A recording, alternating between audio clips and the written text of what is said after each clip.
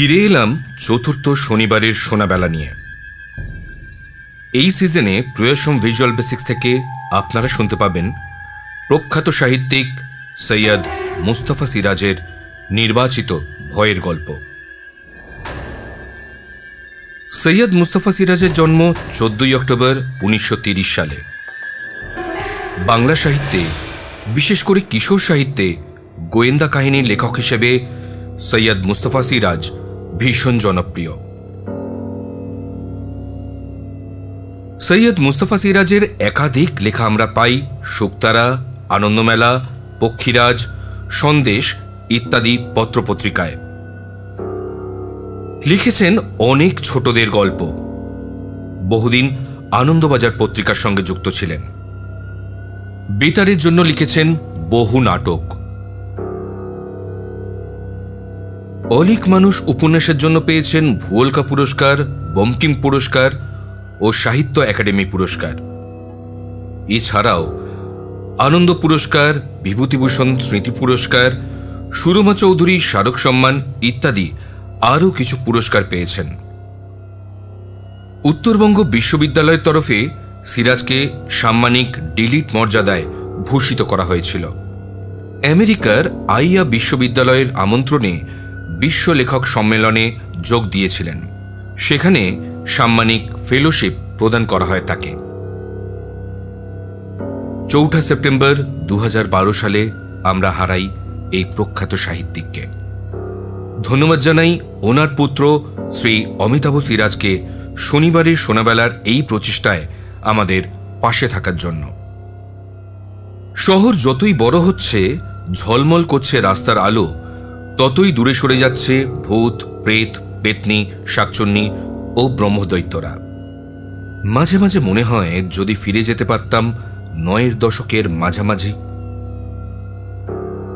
যেখানে লোডশেডিং হলেই মা, ঠাকুমা, কাকু, কাকিমার কাজ ঘেঁষে বসে শুনতে পারতাম নানান স্বাদের ভয়ের গল্প।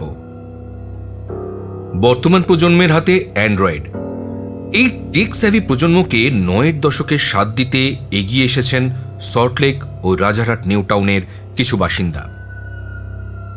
তারা দায়িত্ব নিয়েছেন প্রতি শনিবার নিয়ম করে আপনাদের গল্প শোনাবেন সৈয়দ মুস্তাফা সিরাজের নির্বাচিত ভয় সংগ্রহ থেকে।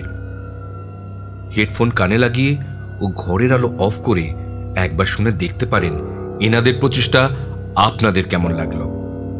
ভালো মন্দ যাই লাগুক, কমেন্ট বক্সে এসে আপনাদের মতামত অবশ্যই জানাবেন। আজ আপনাদের জন্য থাকলো সৈয়দ মুস্তাফা সিরাজের গৌরমোহন ও মিস রঙ্গবতী। পরিবেশনায় বিজে ব্লক নাট্যগোষ্ঠী।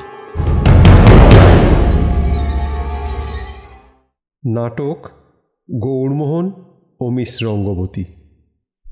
রচনা সৈয়দ মুস্তাফা সিরাজ। উপস্থাপনায় বিজে ব্লক নাট্যগোষ্ঠী। নাট্যরূপ ও নির্দেশনা সুস্মিতা সেন। অংশগ্রহণে দীপায়ন চ্যাটার্জি, সব্যসাচী দাশগুপ্ত, সুপর্ণা চ্যাটার্জি, তনুশ্রী মৈত্র এবং অনিশ মজুমদার।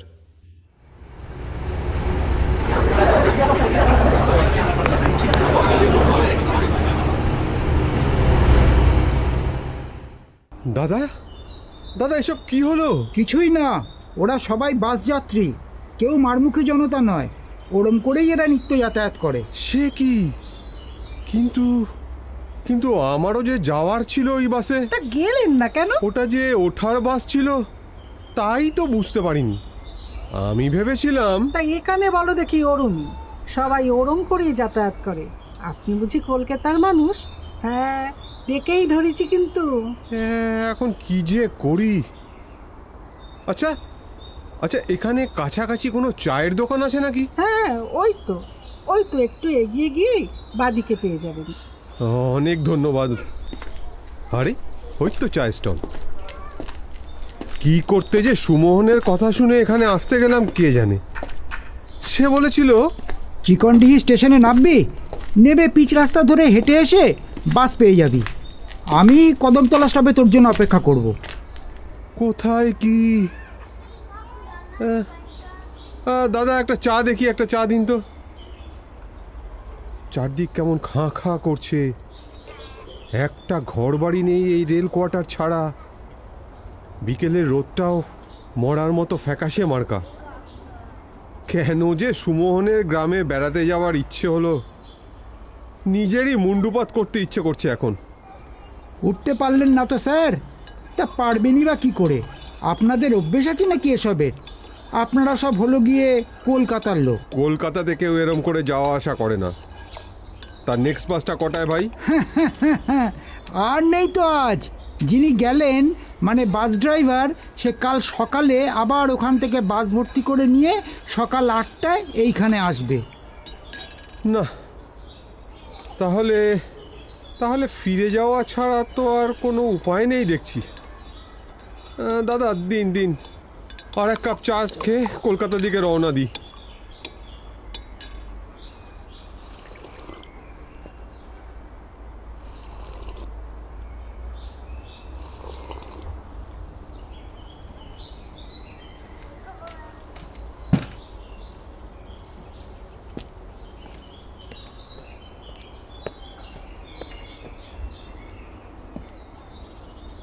আরে ও মশাই, আরে ও মশাই, আরে শুনুন শুনুন।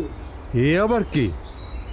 কেমন শুঁটকো চেহারা, রোগা ঢ্যাঙা, কাঁচা পাকা চুল, মাঝখানে সিঁথিতে দুভাগ করা, হাতে আবার একটা একা বেঁকা লাঠি।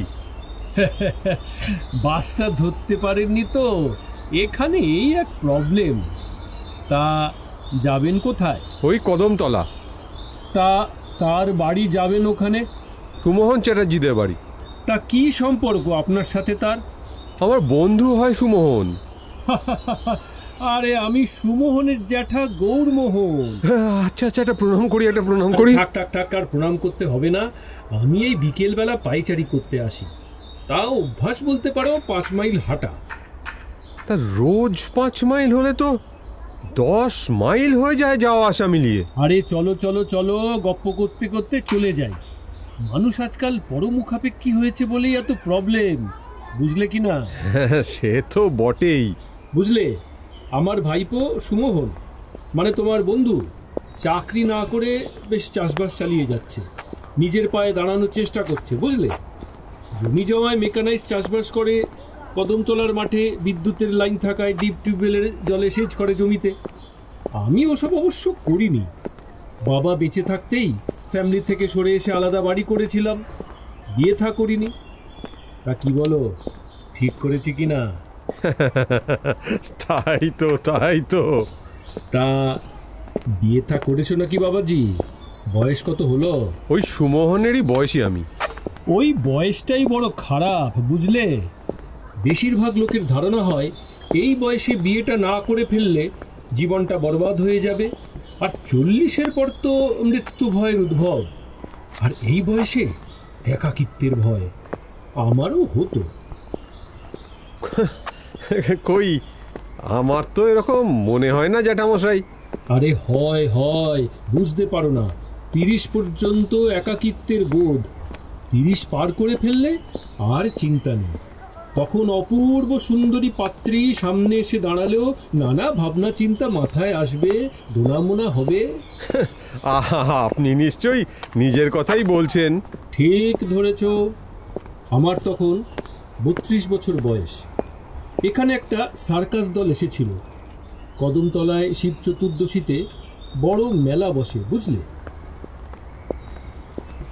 বলুন জ্যাঠামশাই, তারপর কি হলো?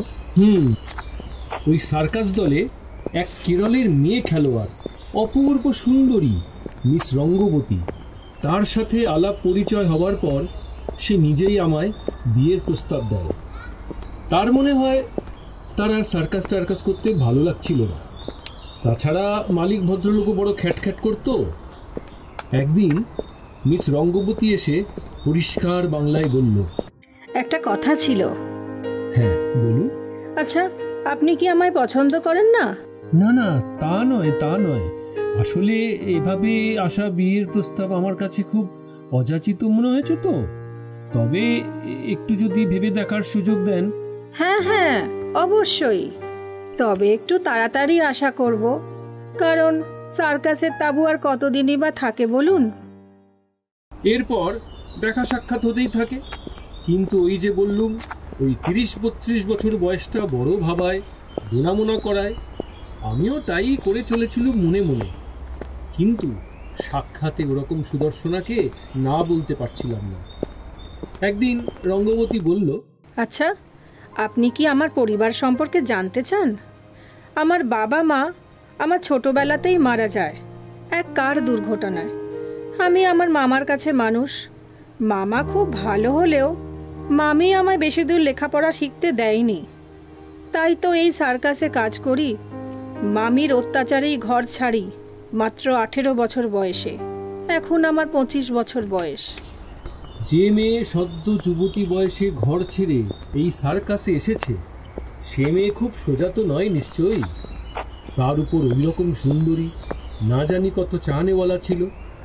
কিন্তু ওকে বলতে পারিনি, চুপ করেছিলাম। মিস রঙ্গবতী উদ্গ্রীব হয়ে অপেক্ষা করছিল আমার উত্তরের। কিন্তু আমি মনে মনে যা স্থির করার করেই ফেলেছিলাম, তার ফিরে যাওয়ার সময় ওই করুণ দৃষ্টিটা এখনো বুকের খাঁজে গোজ হয়ে আটকে আছে। বুঝলে বাবা, সে নড়েও না, চড়েও না, বড় কষ্ট দেয় শুধু। তারপর তারপর কি হলো? ওই আশা বিয়ের প্রস্তাবে আমি রাজি হইনি, বুঝলে।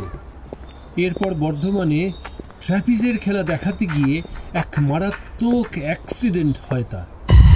সে মারা যায়।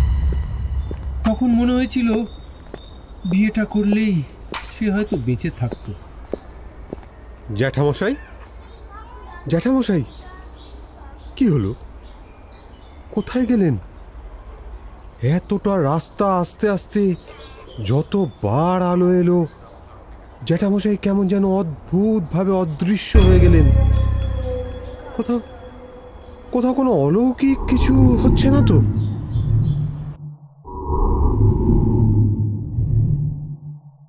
আমার বয়স কত বলতে পারো হে ছোকরা? 60? 77 বছর 3 মাস। বলেন কি? গ্রেট ইন্ডিয়ান সার্কাসে মৃত্যু হলো মিস রঙ্গবতীর অ্যাক্সিডেন্টে। অথচ আজ 45 বছর সেই মৃত্যুর অনুশোচনা, অনুতাপ আমায় পুড়িয়ে মেরেছে। একটি অন্য মেয়েও আমার কাছে নতুন জীবন চেয়েছিল, আমি তাকেও ফিরিয়ে দিয়েছি এইভাবে। এ কি পাপ নয়?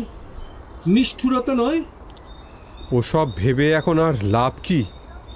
এরকম কত হয় বা হয়েছে, আর ভবিষ্যতে হবেও। সব কিছুর গভীরতা মাপতে নেই জ্যাঠামশাই। জ্যাঠামশাই, জ্যাঠামশাই, আরে আরে কোথায় গেলেন? ওই তো চলে যাচ্ছেন। আলোর বিপরীতে কোনো ছায়া পড়েনি তো। জ্যাঠামশাই, ও কি চোখ দিয়ে এমন আগুন বেরোচ্ছ কেন? জ্যাঠামশাই!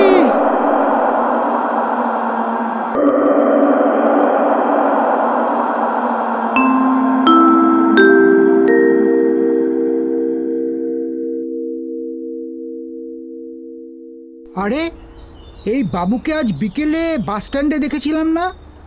সে কি জ্ঞান হারিয়ে ফেলেছেন যে? তবে কি তিনিও সেই আগুন জ্বলা চোখ দেখেছেন? ভাগ্যে আমি এসে পড়েছিলুম।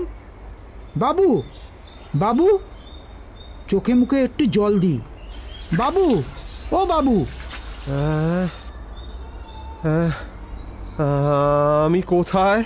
বাবু, আপনি এই পথে এলেন কিভাবে? সন্ধ্যের পর এদিকে এলে যে তার সাথে দেখা হবেই হবে। যাক, আপনি যাবেন কোথায়? ওই কদমতলায়, চক্রবর্তীদের বাড়ি। সুমোহন চক্রবর্তী আমার বন্ধু। চলুন, আমি দিয়ে আসি। আর অল্পই তো রাস্তা। আপনি না থাকলে আজ আমার যে কি হতো কে জানে। আমরা এখানকার বাসিন্দা কি না তাই। তবে বাইরের লোক এলে...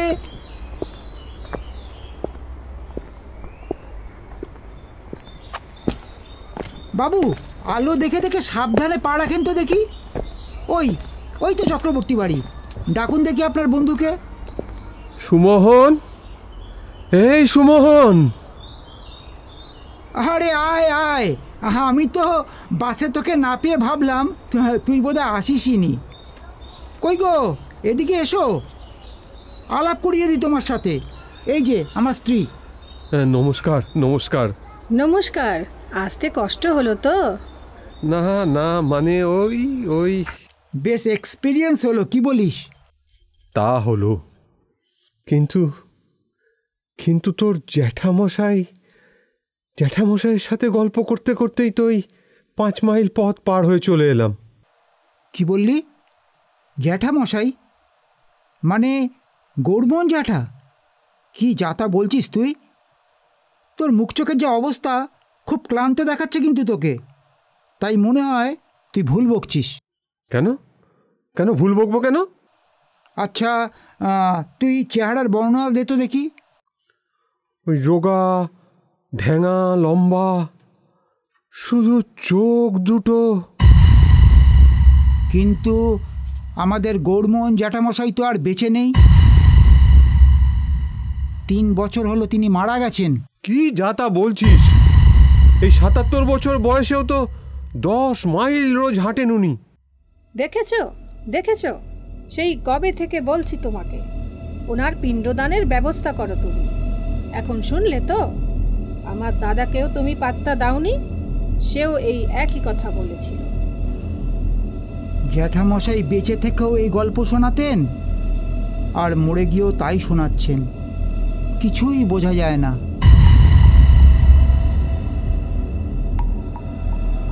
হ্যাঁ, তবে শুধু শুধু চোখ দুটো মনে পড়লেই।